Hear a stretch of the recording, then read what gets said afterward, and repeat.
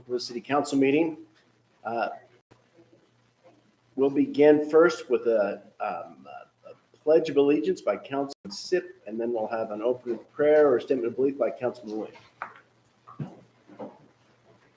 Please repeat after me.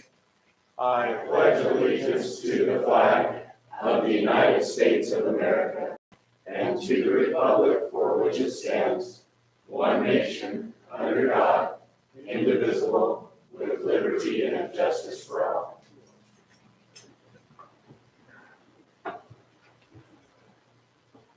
Dear Heavenly Father, we come to you this evening to ask a blessing on this little group assembled here.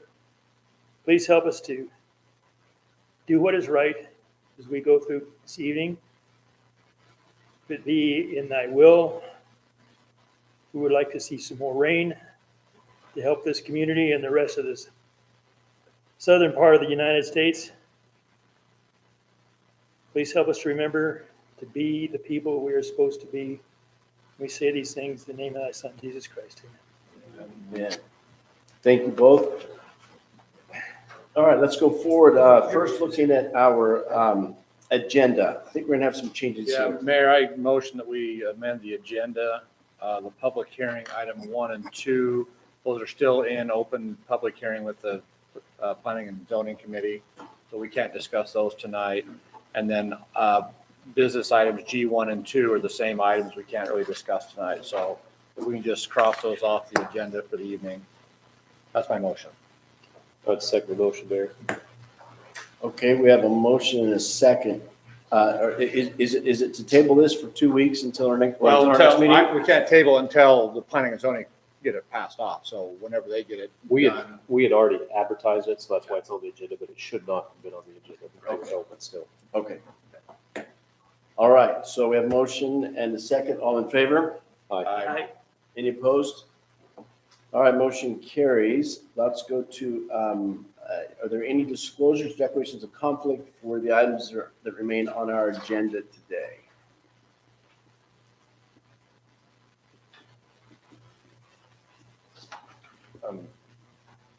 Yes, I didn't make disclosure that I represent Firelight.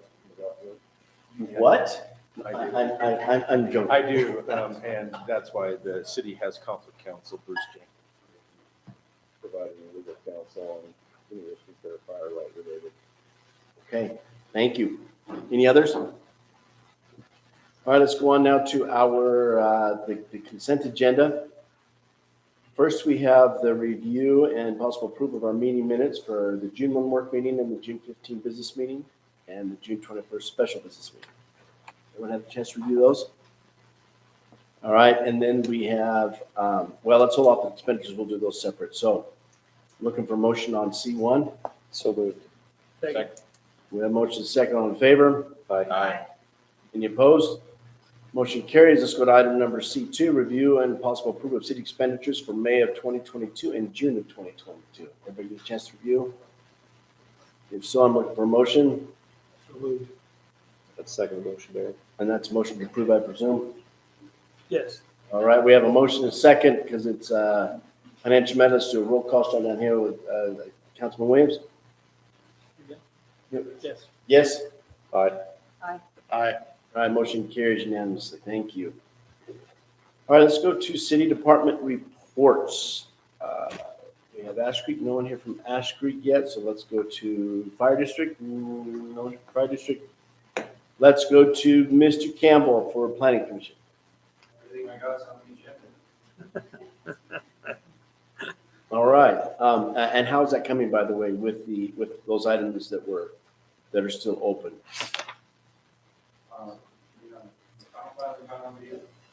Yes. We're just waiting for the applicant to submit the rest of the data and then we'll Okay. Nothing else? Let's go to Afton. All right, under the financial report, it's obviously a random fiscal year, we upload the budget to the city website. 8.2% of the year is less, 4% of the budget. The roads, filter park is obviously ongoing, still have a weekly meeting, so we're gonna have an update on that on next city council meeting, which will be on 8/3. And we're still working on the Anderson Junction water lines, we're working on the district's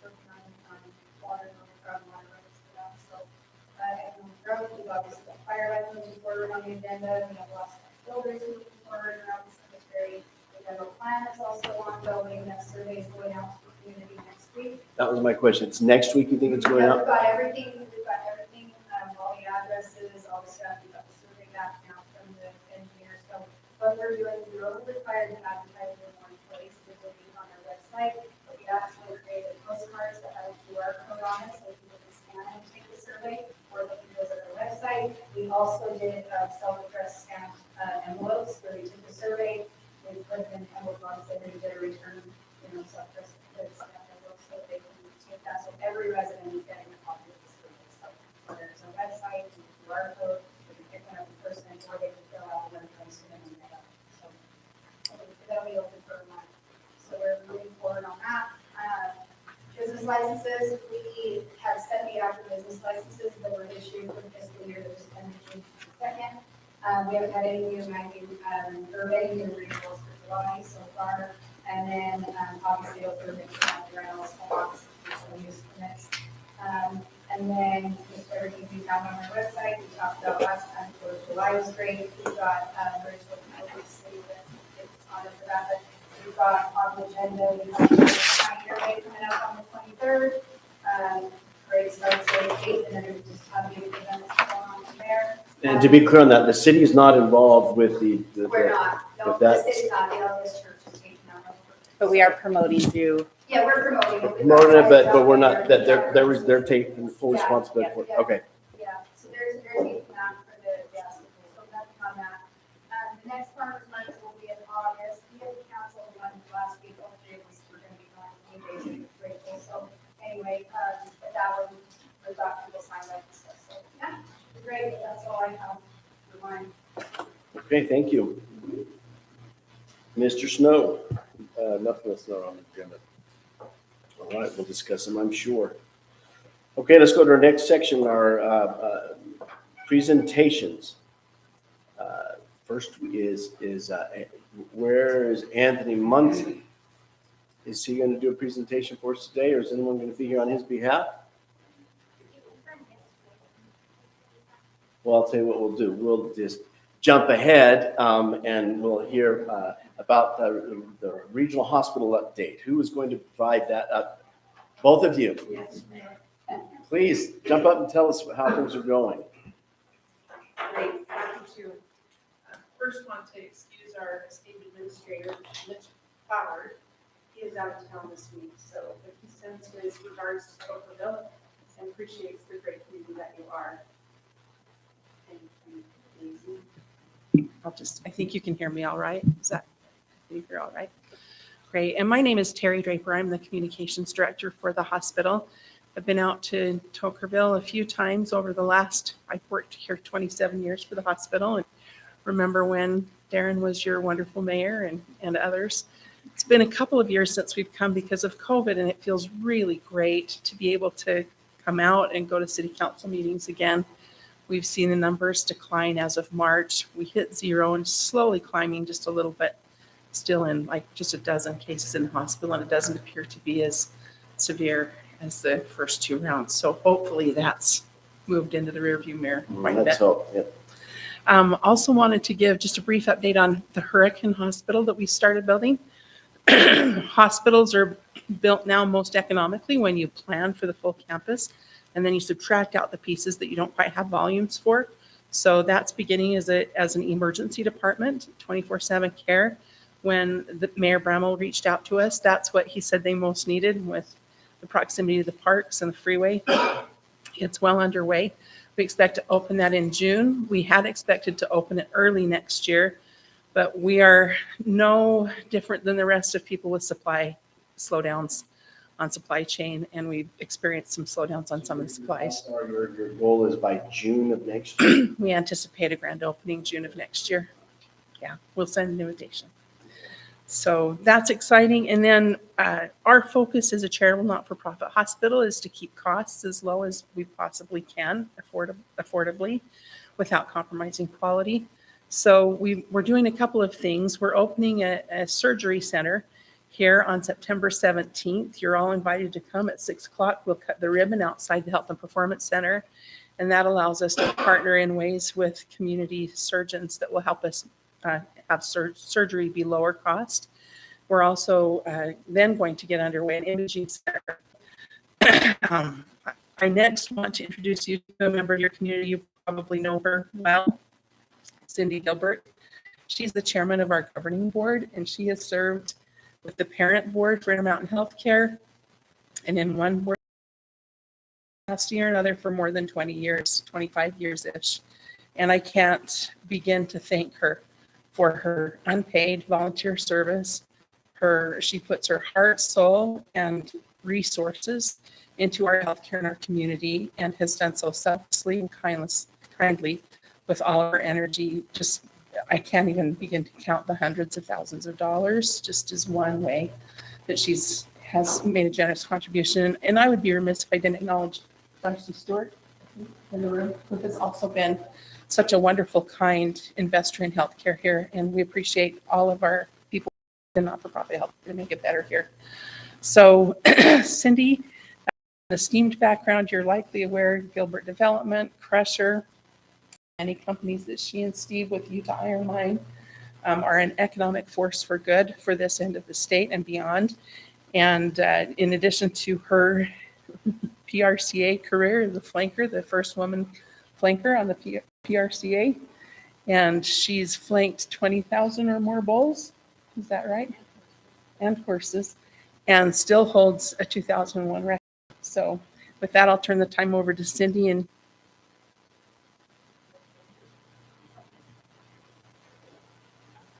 It's so hard to get here. Yeah, traffic's horrible, isn't it? Yes, yes, I mean, I really had to plan to get here, but I fell into volunteerism with the hospital back in 1996 through Barbara Watson. And when you live in the eastern side of Washington County, it was I lived here 32 years, and I've actually lived here longer than any other place during my lifetime. But when you don't have a hospital, you don't have access to that, you really appreciate the opportunity to help build and make, and we are so lucky to have St. George Regional Hospital just because of the gym that we have. I mean, everybody thinks that below Provo, there's nothing else, or you go to Vegas or whatever, but we have the best healthcare around in St. George. And everything from the NICU, my great-grandson was born at 1 pound, 9 ounces. We didn't have a NICU, so he ended up in Provo. My dad got knocked off a water truck out of the road in Woodbury, and ended up, we didn't have a hyperbaric unit sending to Vegas. I don't know that, I'm glad that we have a hyperbaric unit. And then to be able to help create the cardiothoracic unit in St. George, my brother and Dr. Millar, Dr. Woodbury started that back in 2002. So the opportunities, even though they haven't affected me personally, they've affected my family. And as we have all envisioned what Zion has gone through, 1 million visitors to begin with when I first moved here, it was like just a slow drip coming down the state road. And now it's 5 million, and you have to get reservations, and you've got to keep sending videos to Ty from above of your road process. And I will be glad when that road is in place because it is just urgent. And so the opportunity to have an emergency facility in Hurricane is going to be game-changing for us. I'm the only one that represents Washington County on the east side, and so it's pretty hard. And I'm always banging on the door saying, you know, there are a lot of good people over there that could have a stroke or a heart attack or, you know, break a leg or somebody falls off Angel's Landing. It's a long way to get to St. George or Vegas or Salt Lake or whatever. So I'm very, very grateful to have the project. Of course, I had hoped it would be finished before then, but to have it coming even in a year is game changing. So for me, it is pushing forward for the best. We're all going to get older. We're all going to have, we can't plan on what's going to happen to us. But if we have the best possible care and facility, we can ask for more.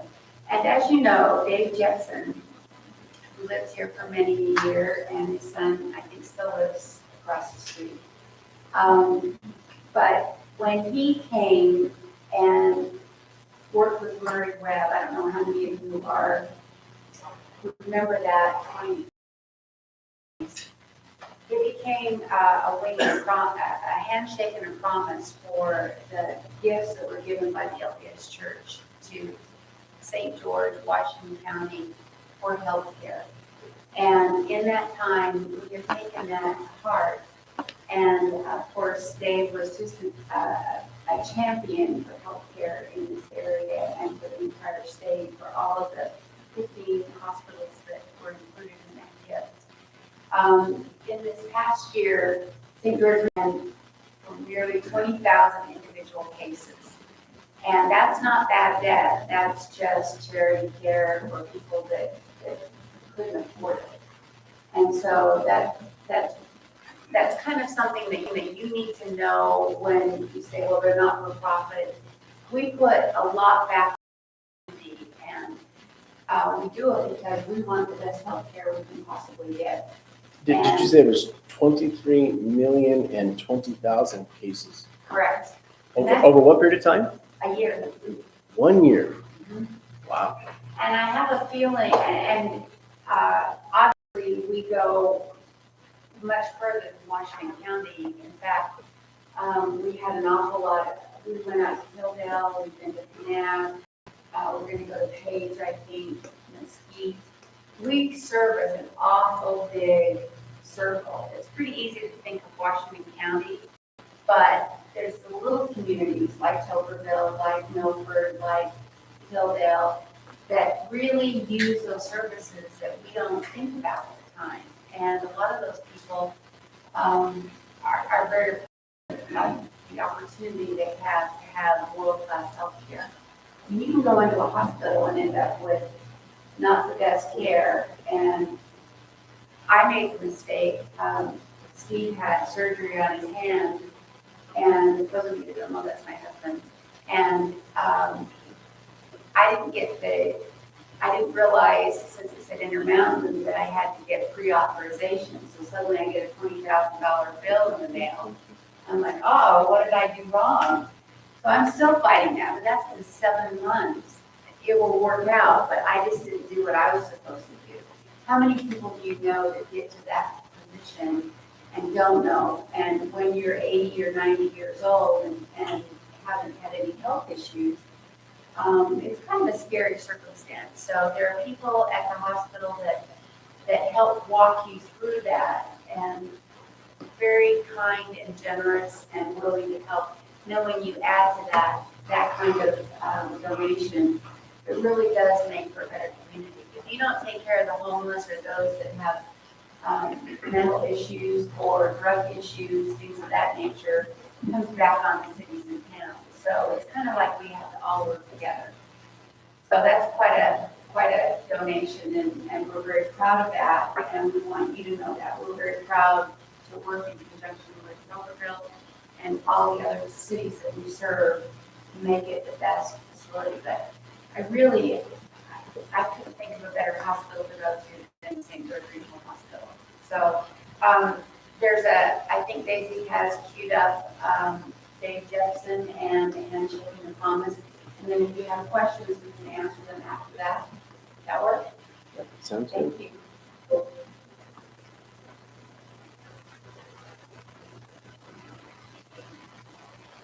Two great individuals who have a lot of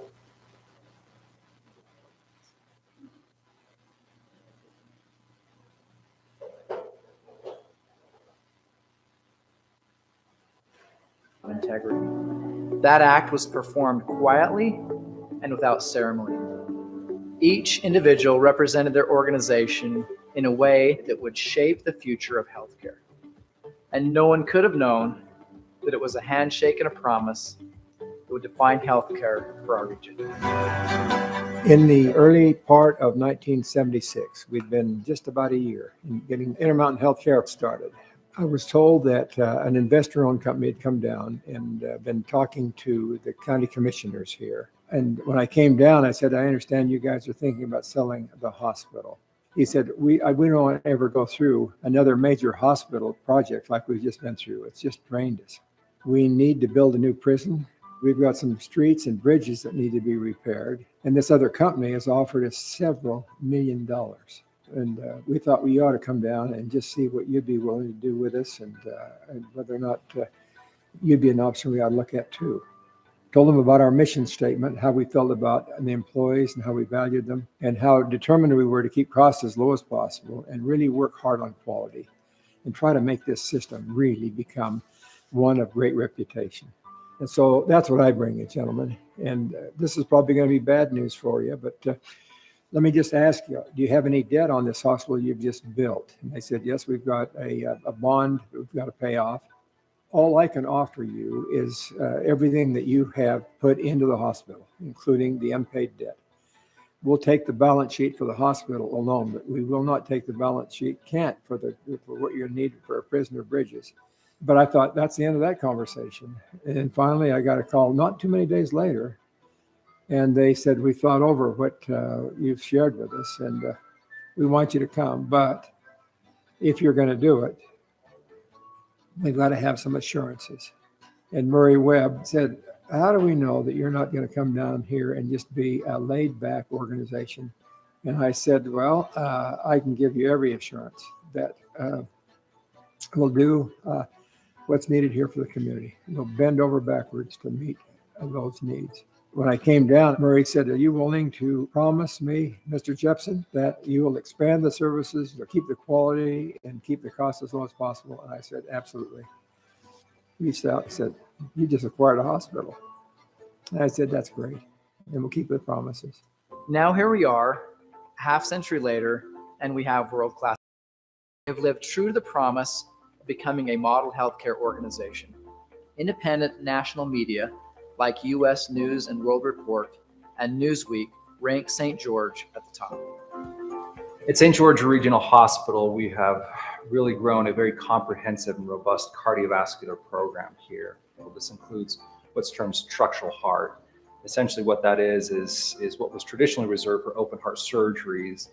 Many of these patients now can have much more minimally invasive approaches. Other metrics that we look at when we're measuring our success of how well we're taking care of our patients in the community is how often you're having to go into the hospital. So we look at readmission rates.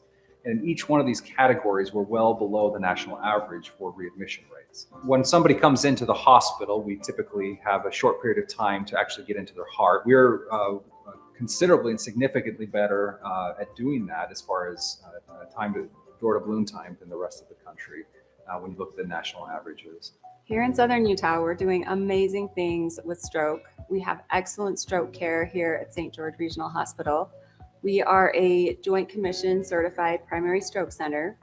Once again, the American Heart Association has recognized us for top stroke care. In stroke care, time is brain. When a patient comes to our hospital, we worked really hard to make sure that they get the treatment they need quickly. We are well below the goal times for imaging and treatment for stroke care, and we provide that care extremely quickly. At our hospital, we have capabilities to care for stroke patients that aren't available at other hospitals in the area. If I had a family member who had a stroke, this is where I'd want them to come. In neurosurgery, we offer amazing care for our brain and spine patients.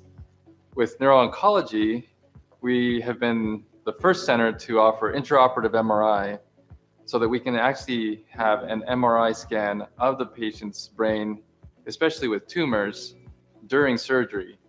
We also are the only center that uses glialin, which is immunofluorescence, where I'm able to see tumor tissue versus brain tissue while I'm doing the operation. And that allows me to be more successful in actually removing the brain tumor, which improves patient outcomes. We're also a spine center of excellence for cervical and lumbar spine surgery and have been for the last 6 years. We received multiple national awards, and I'm proud to be part of a team that offers the very best in brain and spine care. The Women and Newborn program at St. George Regional Hospital offers comprehensive services, including a 24/7 pediatric lifeline service, a 24/7 neonatal lifeline service, a simply birthing option for women who want to have a low intervention delivery, and a pediatric hospitalist team that's available 24/7 to take care of children in the hospital. This team has led to really great outcomes, including a C-section rate lower than the national average, early elective delivery rates lower than the national average, which decreases the likelihood that baby might end up in the neonatal intensive care unit. Additionally, we have an extremely low central line infection rate, with only one central line infection in the last 11 years. We couldn't do anything we do without the incredible people working here. We don't do this for us. We do this for you. We do this for our community. We do this for our families. Young people entering the field of medicine today will see and do amazing things. We're a national leader in precision genomics right here from St. George, Utah. It's remarkable to consider all that's evolved from a handshake and a promise. Someday, if I'm ever put on the witness stand, by Murray Webb or any of his ancestry, I'm going to have no trouble at all saying we've more than kept the promise. Pretty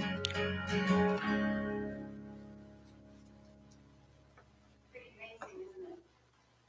Any questions, anything that we can ask or answer? We're very proud of the facility that we have, and we're very proud to work with Tocqueville and the surrounding areas.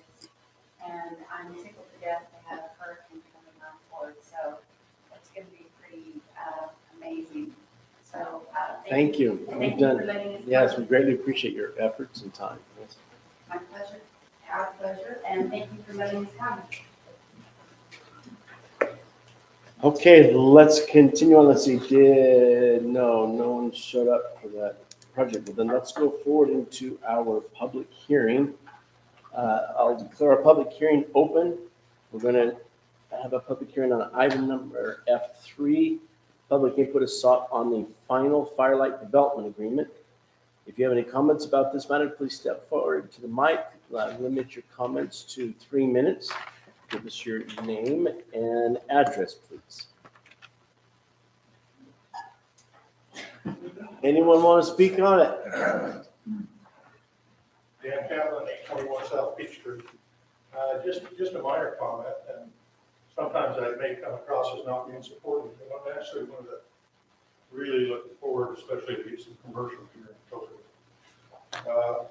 You're one of the few. Many don't like to get commercial I in know, Tocqueville. me and my wife argue over it, if that gives you any idea. No one but Tocqueville needs an indoor project too. My only concern on it is, and I brought it up in the planning commission meeting as well, I think when we drafted the ordinance for the NPDO, the intent was to make it a much easier process for the developers who are developing, not having to come back in for a zone change. It's R120, not when they're going smaller, when they're going commercial, not having to come back and visit the planning commission every time. They're in their NPDO, they're called out some very significant changes in setbacks that I honestly wasn't expecting when we drafted that. But I would like to see, going from a 25-foot front to a 5-foot front there is pretty significant. Having some of those, being 10 feet, homes 10 feet apart from each other is a bit of a worry for me from a fire standpoint and a safety standpoint. I would like on a minimum the setbacks to have that at least come and be reviewed on a case-by-case basis.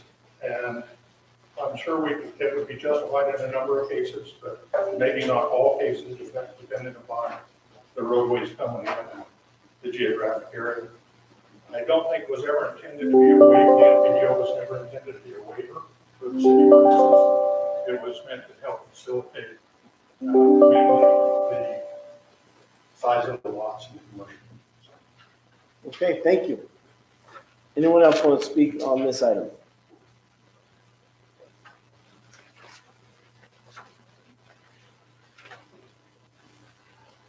My name is Todd Sands. I'm at 409 East Zion Trail North. Sent an email to you guys and Captain responded. I just had a couple concerns. So in the Firelight development, it's 14 IIE, it's on page 35, it's police protection, public safety, and also fire protection. In paraphrasing, it says the city will provide the same level of service within the Firelight community as it does elsewhere in the city. I mean, this makes sense once the development is completed and new additional property tax revenue is realized, following the required Utah's true taxation law, and that makes complete sense.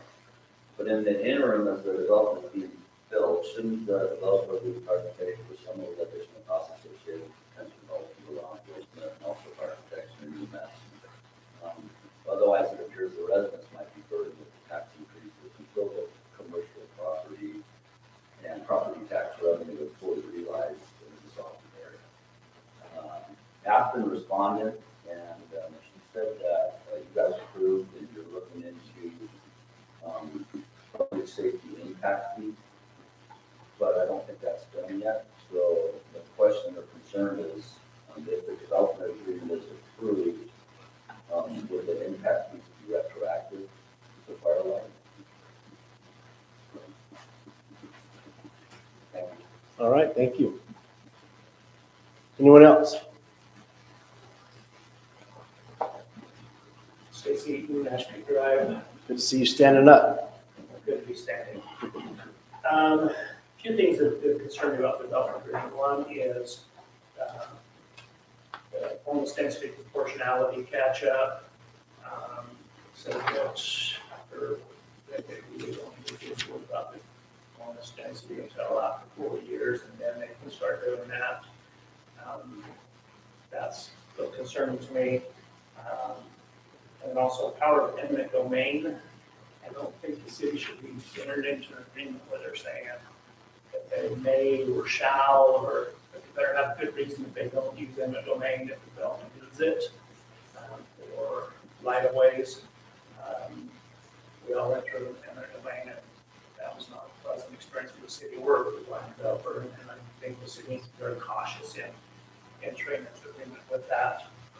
And then also public financing, doing the PID, just making sure that the city, you're entered into that agreement that you're leading residents currently here.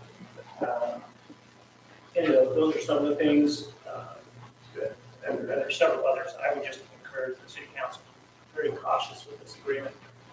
The previous agreement with Ash Creek Crossing was certainly not the best agreement ever entered into with the city. So I would encourage the city to take some time and with the council of conflict council. That's about it. Okay, thank you. Anyone else?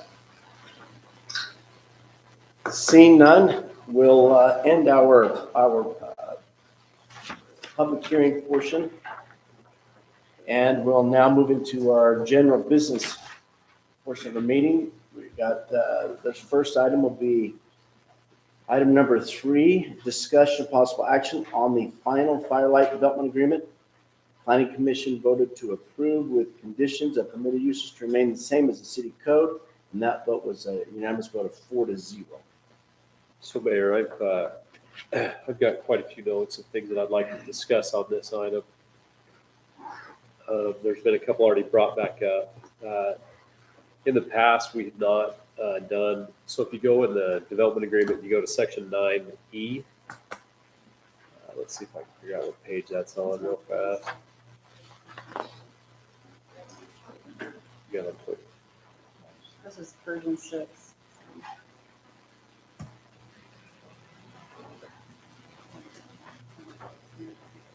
Yeah, so at the end of that, and Mr. Eaton brought this up, talks about the bonus density catch up. And I understand the purpose of that. We haven't done that in the past. And so I just wanted the city council to make sure they're aware of what that was going to be. And my understanding of that, Scott just stepped out, but to get their density, they've got to give so much open space, parks, all those items. And so what they're asking for is that those items will be delayed, at least my interpretation of that is, for 4 years before they'll be responsible to start bringing that back up. So I just wanted to make sure we had discussed that. I was hoping Scott coming back in. Yeah. Let's clear them off. You did already? So I had that item. I've got a list of them here, so I don't know if we want to just go through them. Joey had just been reviewing that earlier, and I think so maybe Joey has something to share Oh, yeah. with the catch up and the, yeah. And if I remember right, I think they have to reserve 10.6 acres for every 100 acres and not. So 10.6% for, yeah. Yeah, so 10.6 acres, and they can't touch that until that 4 years. It has to just remain undeveloped, untouched. Well, Right. Let me see if I can clarify that. There are three bases, or 3 points under our MPDO ordinance under which Firelight is seeking to get a bonus density. One of those would be constructing additional trails throughout Firelight that is in excess of any sort of level of service that the city currently has, and creates connectivity with adjoining property owners. Second one is that they're going to set aside and reserve additional open space beyond the required percentages that the MPDO already requires. And then the third is that they're going to build additional parks in above and beyond the level of service that the city currently has.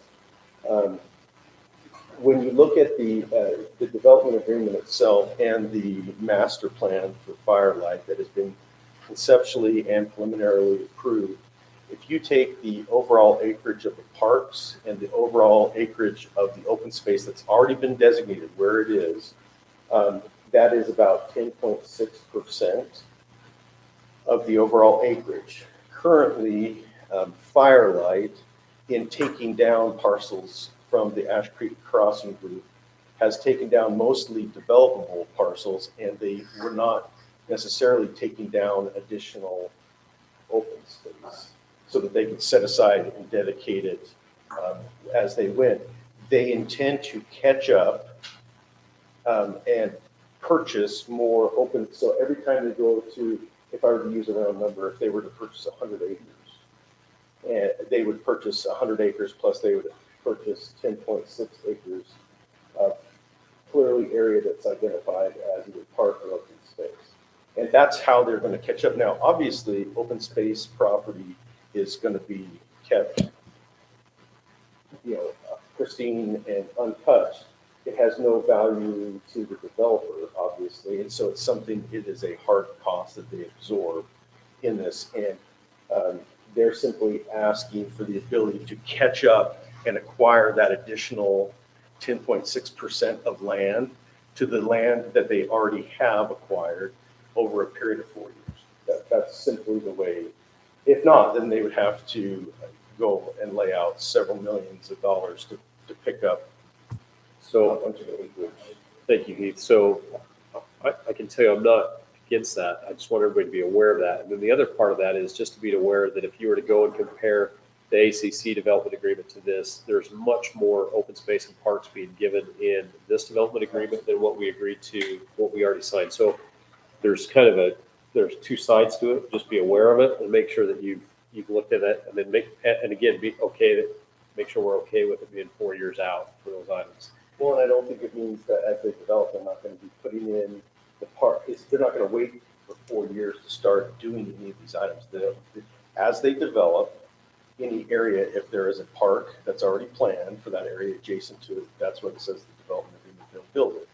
As they're building phases, if there shows trails, 1 or 2 already identified in that area, they'll build those trails too. As they go, they won't be waiting for 4 years until that kicks in. Like that. It's simply the 4-year period is they can catch up over a period of 4 years on their land acquisition and dedication as open space.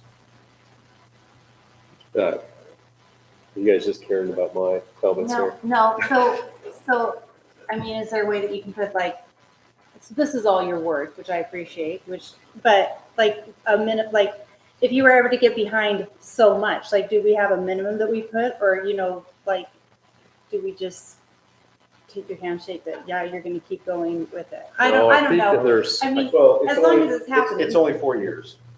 It's not perpetual. I mean, this project probably has a 20-year Right. so he, Development horizon, and so within the first 1/5 of the overall development timeline. The open space should be, okay. and it seems like, I've only gone through it one time, but it seems like the city does not have to allow them to continue until that is caught up as well. So there's some verbiage in there that allows us to not allow them to continue. Your conflict forward counsel. without that getting done.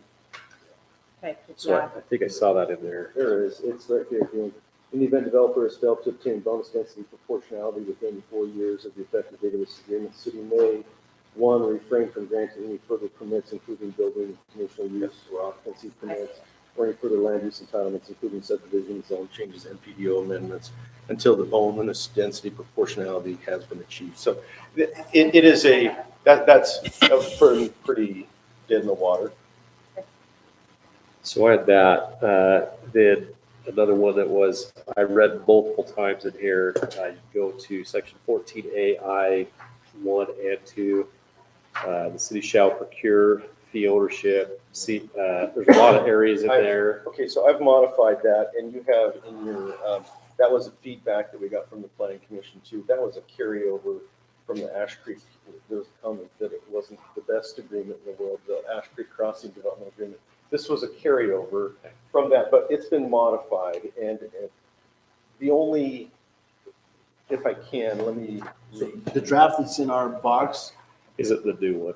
The one that you may have reviewed as of yesterday or today, there's been a new version that I have modified, taking into consideration some of the planning commissioner's comments, which is the very same thing. I think the concern is that the city has, it has to do with the water storage site and the water delivery system. And there is a contractual commitment from the adjacent property owners to dedicate, as part of their development agreement, a site on their property for a water storage site. That has not, it is in the process, is my understanding. I know that that it is forthcoming, that site will be dedicated. That is going to be one of the first things the Firelight Group has to do, is to build out water storage tank and the distribution line into Firelight. The concern is if we can't, if it's not done and we have to go to the adjoining property owner, it's the city who has the contractual right to call on that contract or that development agreement, say you need to do this. So what I've gone through, and I'll read you the language that has been added for that one.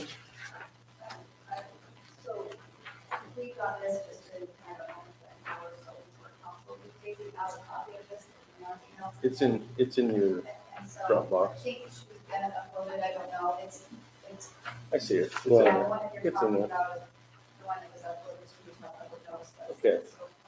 It says, this is what was added or modified. If the water storage site or any portion of the Firelight Water Distribution Center or system is located on property not within the subject property, not within Firelight's property, the parties will work together to procure fee ownership of the water storage site and a perpetual easement for the installation and access maintenance of the Firelight Water Distribution System from the necessary third parties. And this is what's been, with reasonable costs of acquisition being borne by the developer, except for those areas which the city holds a contractual right to obtain a donation on. So instead of saying the city is going to pay for it, if we needed to acquire something, but that's part of what the city has already negotiated for some of the land use entitlements that the Lowe's had, was that they were going to be dedicating a water storage site.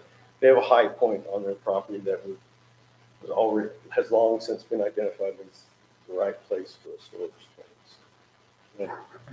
So no longer is it going to say that that's to be procured at the city's expense. It's if there is a need or a cost for acquisition, it will be the developers.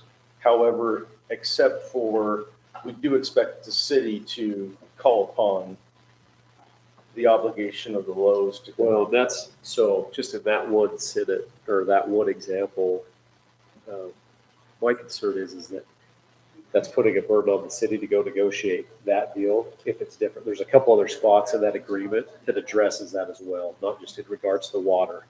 So like, I understand specifically for this element because the Lowe's have it in their agreement. I understand where you're going, but there is a couple other locations that I identified that have that same verbiage of the city would acquire that. I know something about that water tank, Scotland Public, SRC, and Holdings. We have negotiated with the Lowe family, donation site, and we've done an appraisal on it. We've done all the engineering and design on the water tank, so the engineer has approved it. We've bid it once, and we're just kind of waiting for funding. It is a property they've given to the city. I looked at the website the other day, and I didn't see that it had happened. I've seen that, but I can't tell you whether it has or not. Yeah, so the parcel itself is not there. At least And according to the I looked on the county map, the ownership map still shows it in the lowland TK, but It's probably, it could, those two paragraphs could very easily become a viewed point if it's already in the city's name and the Yeah, easement stuff. So, absolutely. I guess the question would be had if we want to take it outside of the water and say sewer or some other utility, the question becomes if the most reasonable and preferable route for the city is to put a line in a certain location, and the developer can acquire all of the easements and right of way it needs except for one property owner. Who says no? What do we do in that situation? well, so the way I see that is now the city is bound to go find that piece versus if we have a piece of ground or there's another option, Well, and I'm not talking about the storage side. I'm talking about even like a sewer line easement or something like that. If the city says this is where we want to go because it both benefits and services Firelight, but it also services a couple of other properties that will likely be developed, we want it right through here. So we go about acquiring easement, but we can't acquire one. Then does it become a point where for the greater good, should the city acquire it? Yeah, just like in any other application. And I get exactly what Stacy says. The city should use the power of eminent domain as infrequently as humanly possible. I mean, but it was what our founders contemplated, that there would be times that for the greater good, there may be a need to do that. So I don't know how else to say that the city won't assist or cooperate, I think would be. I just don't want the city to be bound. All I'm saying is like, if we could, if we work together and we could say, all right, Firelight, this is where it needs to go. We go approach the Lowe's and say, this is where it needs to go. Can we help facilitate that? Absolutely. I don't want it to be my responsibility to go get. And Stacy made comment, there is a section very specifically, and if we were to read it, it says that the sole discretion for the use of eminent domain is the city's. It's sole and absolute discretion. I would never advise as the city's attorney to ever delegate that power to somebody else. We should never. That's only the city's power. And the discretion on when to utilize it should only be the city. Now, But if that discretion is exercised in a way that doesn't provide any land, then that's not a breach of the agreement, right? That's why we put it in there. So you'll see, Ty, in a couple different places, and where you say you see it in a couple different places, there's a section in the development agreement in section 14 that talks about the different types of utility infrastructure. So there's water, there's roads, there's sewer. And there is that kind of standard clause that the city will cooperate with the developer. But there is an overarching clause with regards to power of eminent domain, that power is utilized only at the city's sole and absolute discretion. Right.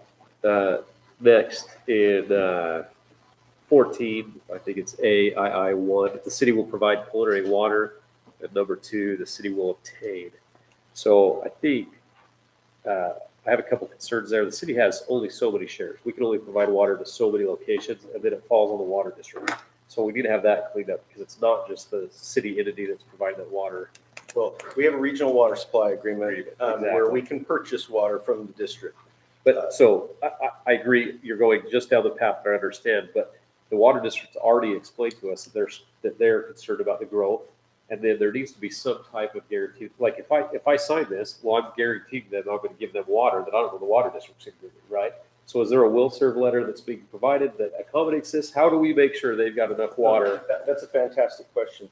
If you remember, the city had a signed purchase agreement to purchase over 650 acre feet of water. And the Conservancy District, when they found out about it, had a poo-poo over the whole thing and said, we do not want you purchasing that water. We're already planning. We're running a line up from the treatment plant up to Anderson Junction. We're building the reservoir. We're spending millions of dollars of our funding and we already know about Firelight. We're planning to be ready for it. I would love for the district to put that in writing so that we know that, because yes, we can buy water from them.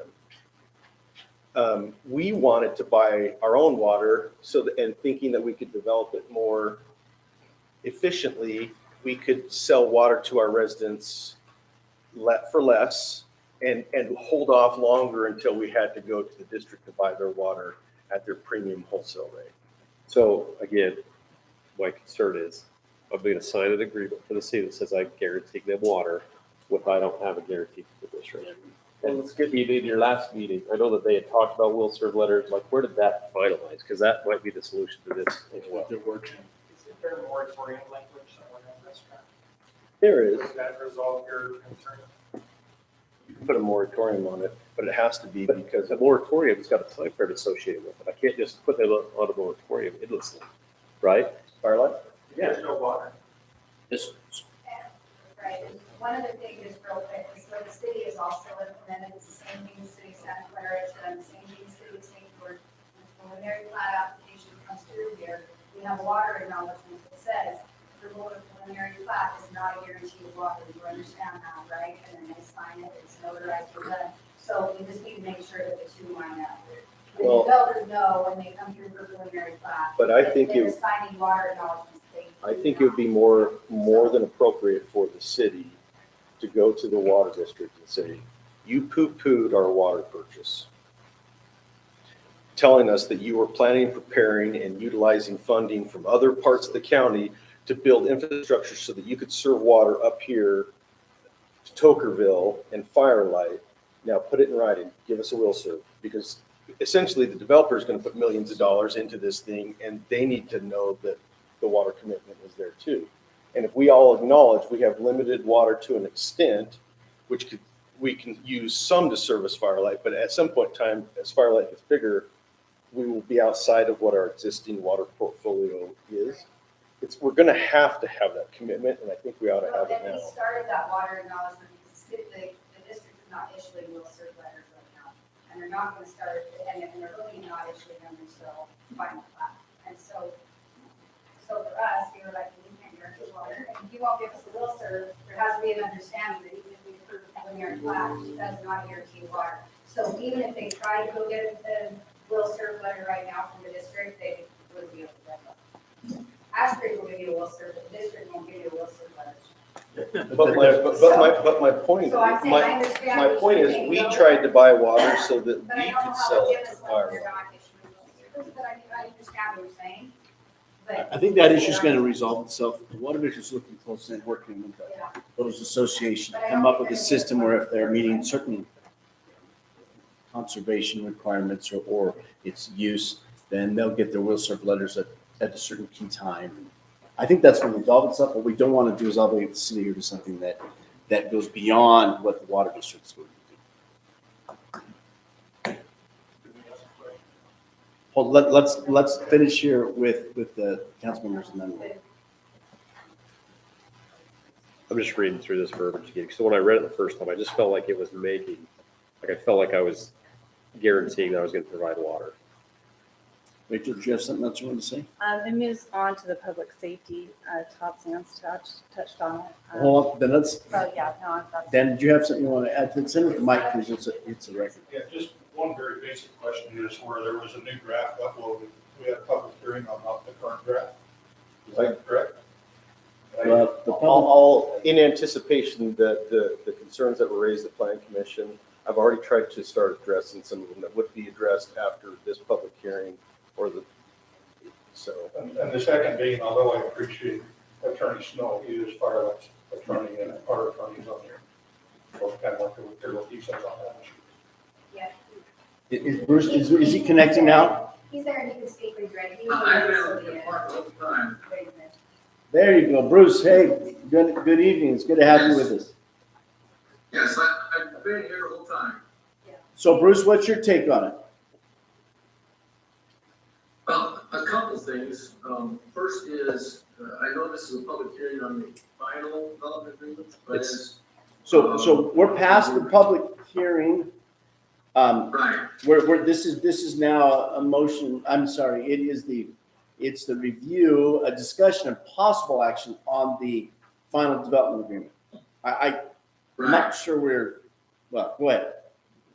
Well, on the public, just as a public hearing portion, I guess what I'm saying is, the planning commission, they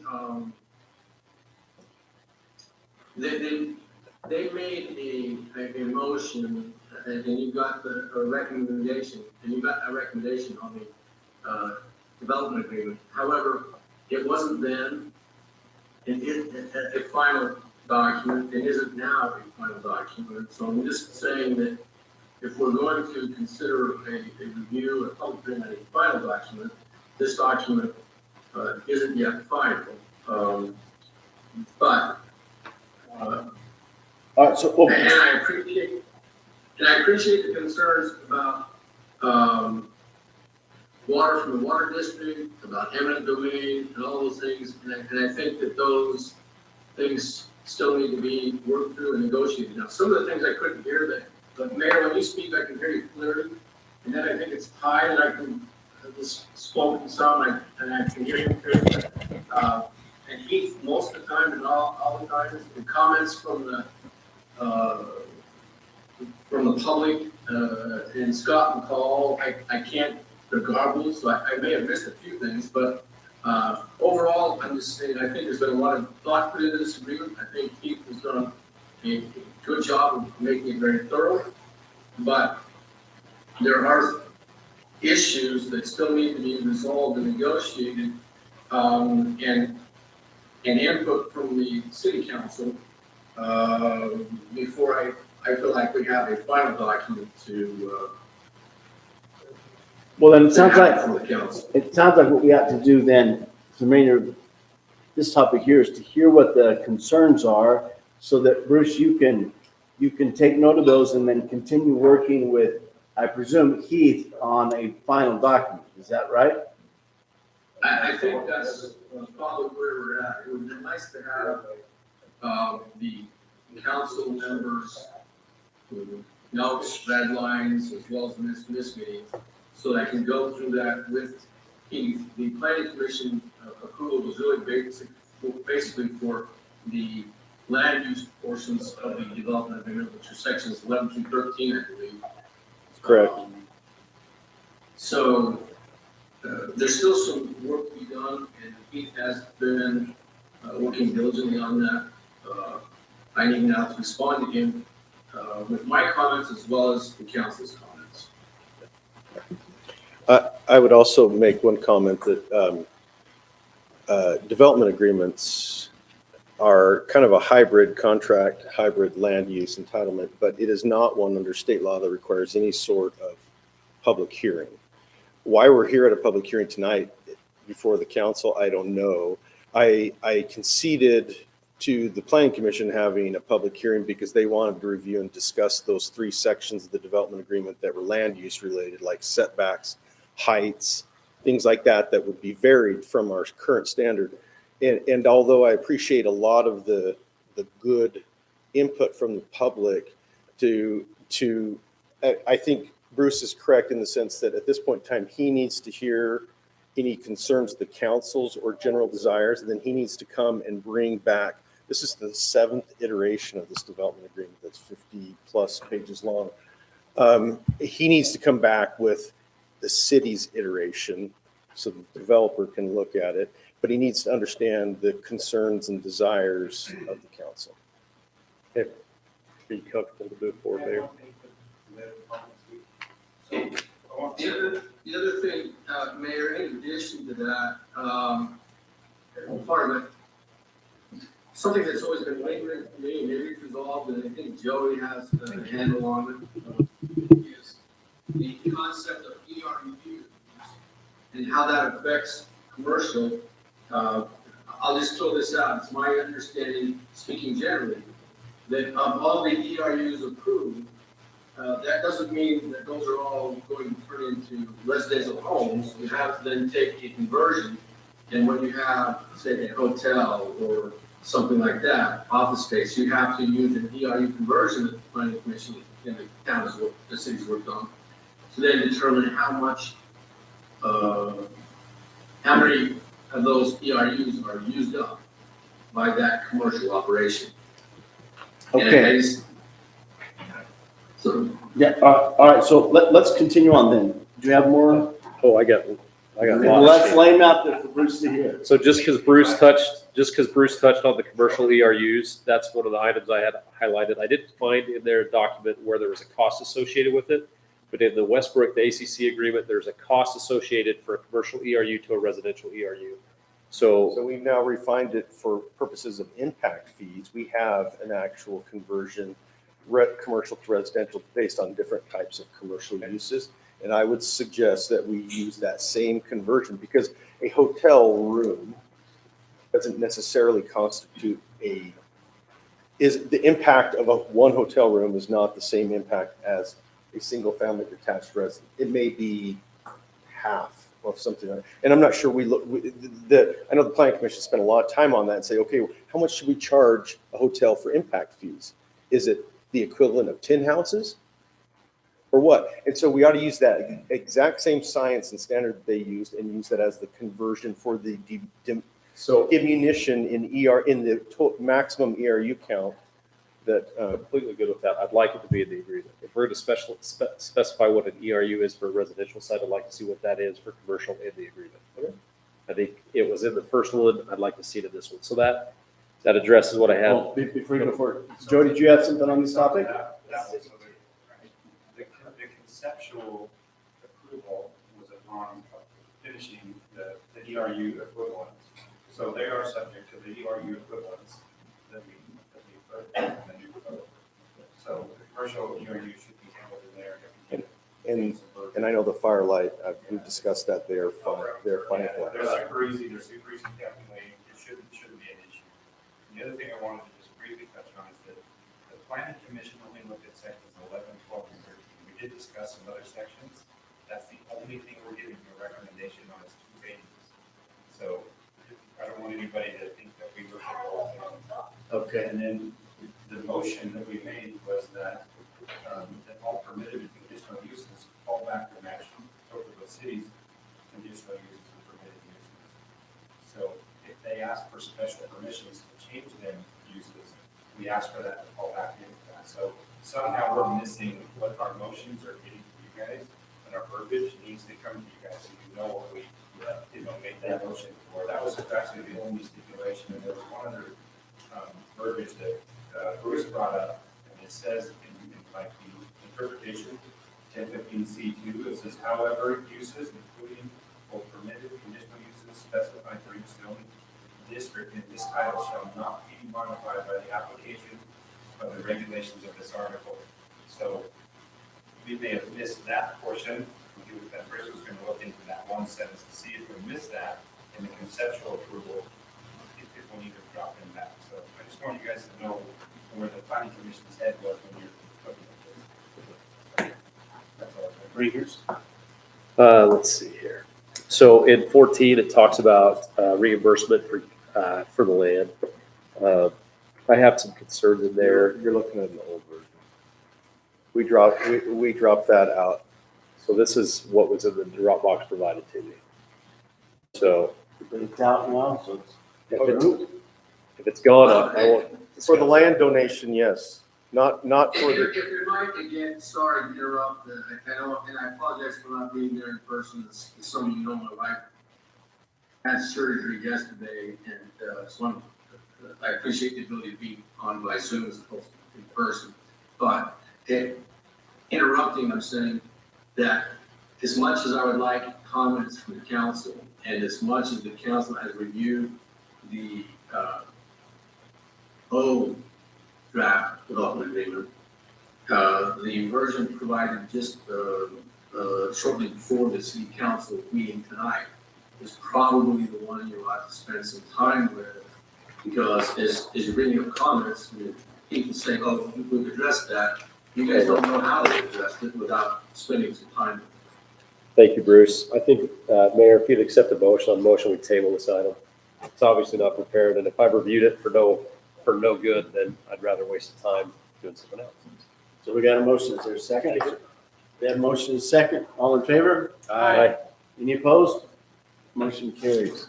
All right, let's go to item number 4, discussion and possible action on a resolution for the uniform fee schedule to include street identification change fee. Oh, hold it. Yes. Let's hold that thought. Let's go back in our agenda. City council members, are you comfortable going back into our presentation portion? Absolutely. All right, let's go back. We have a presentation by Anthony Munson and Eagle Project for the TRE Frisbee Golf. Mr. Munson, step up to the mic and tell us, and I'm talking about the young Mr. Munson. Before Anthony starts, Okay. I want to apologize. This scheduler does not go check the website and told him it was here at 7. No worries. He has no responsibility. No worries. We apologize. We're sorry. We ask who his scheduler is. Just kidding. Go ahead, please. Well, I'm Anthony Monson. I live in Bel Ridge, and I'm in Scouts and a Dream American, and I'm a plumber and teaching my Eagle Project, and I wanted to do it on the Frisbee Golf Course in Bel Ridge. So right now, the Frisbee Golf Course isn't like very complete. It's only 8 holes. There's no signs. There's no markings. There's no directions. We've had a lot of people ask us how to play it, an app or a sign or anything. So I would like to, well, I've been working on landscape work, making these signs. I'd like to add a sign, like the one that we have on the TVs. That's just an example sign. We don't have the yard, which is that yet. This sign will explain general rules, and we'll have a map of the course, so we can tell the players where to go. It'll have distances and bars. Lance said that we had that somewhere in storage, the city has the 9th basket that got taken out from maintenance a while ago, but it's never got put back in. I'd like to install that. That needs to be kind of full 9 holes. And then we're gonna add tee boxes to have somewhere to start course and go in one direction.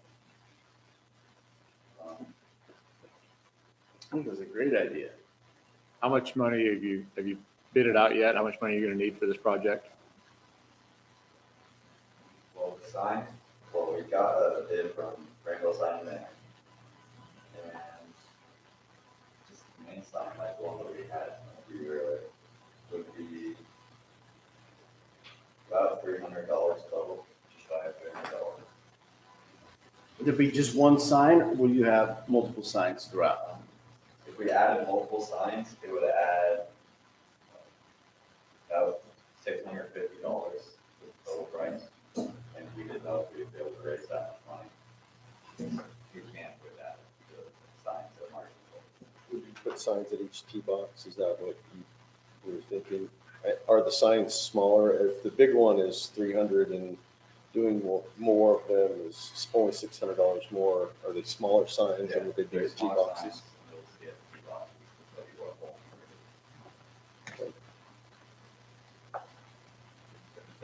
And then the tee boxes, you're gonna make the tee boxes, just gonna use 2x4s, or what do you think on the tee boxes?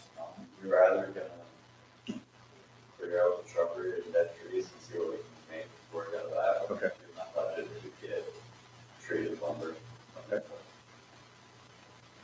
Are you gonna try to donate all the labor? What's your goal here? So I'm over parks and I'm excited for this. I want to help where I can. What's that?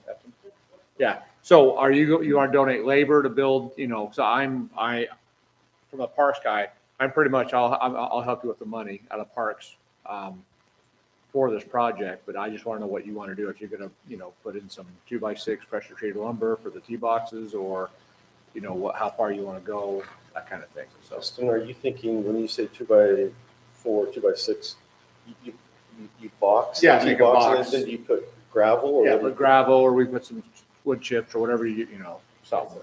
My son actually did the same project in St. George after, and their scouts group, every scout took a different, they were building them from scratch, so basically everybody did it. They built their tee boxes, they built them out of concrete, they built that some just so when they're on the growing, so they're going like that. Do you have a total cost of the whole project? Total cost for the whole project without the go off. Yes.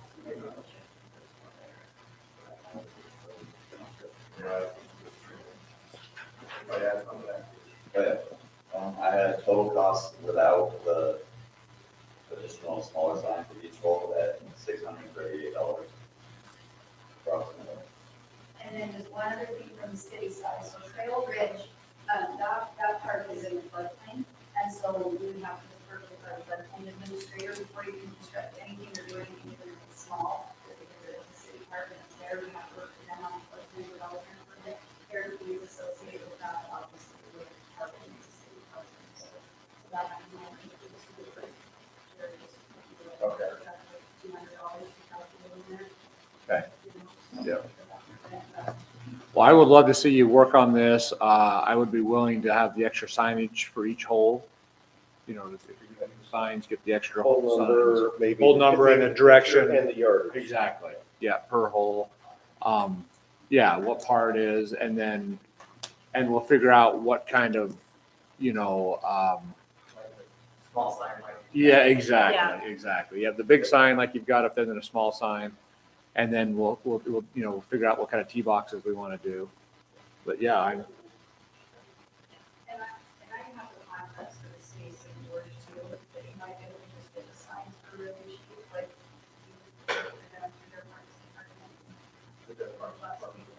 They make their own signs.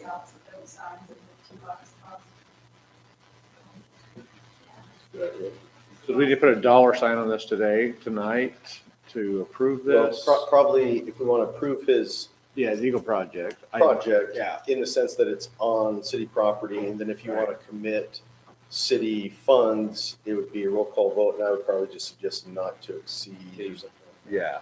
And maybe set it a little bit higher. Oh, yeah, that's what I'm thinking. I I want to. just don't know, you're Right. questioning the type of tee boxes and stuff Yeah. like that.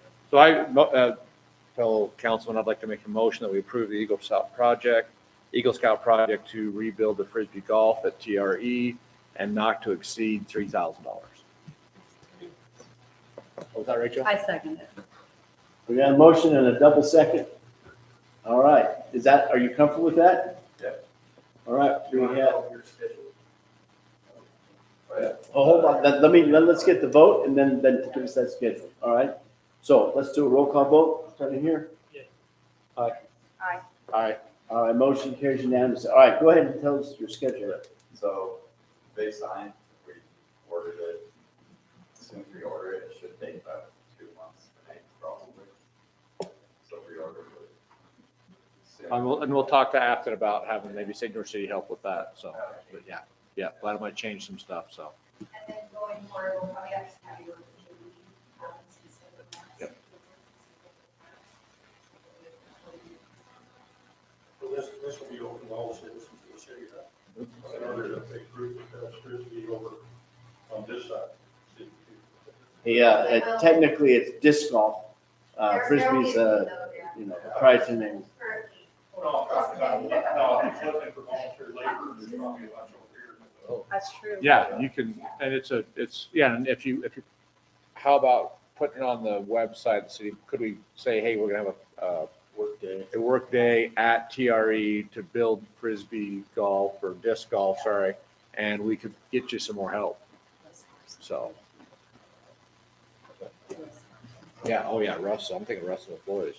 So, anyways. Isn't that what the scouts supposed to do? Yes, but we have, the thing that nowadays is, Anita, is the scouts from Hurricane, there's only a few people, but we could get other young men if there's not enough enrolled in scouting to do that. Help you out with that. Right. Yep, and if there's any other, you need more help with, so. Okay, you comfortable with it? We like it, you like it? I think it's good. So sometime in the early fall is when you're kind of looking at completing it?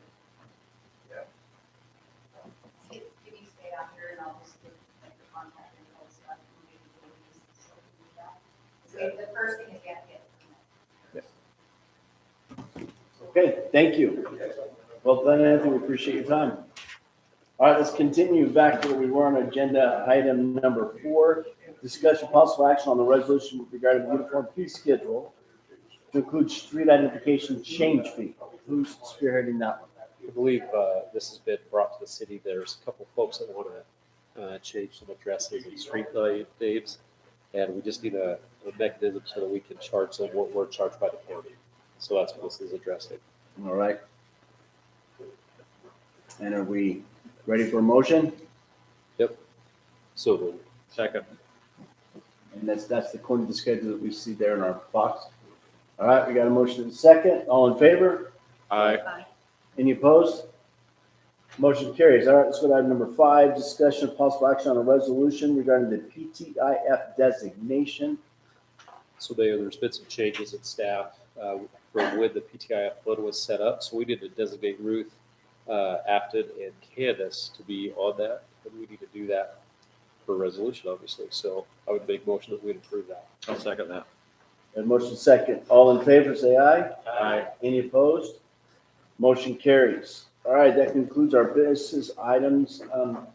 We just have a couple of calendar events that were spoken of briefly already by Afton. We have the Pioneer Day celebration, and then the farmers markets coming up.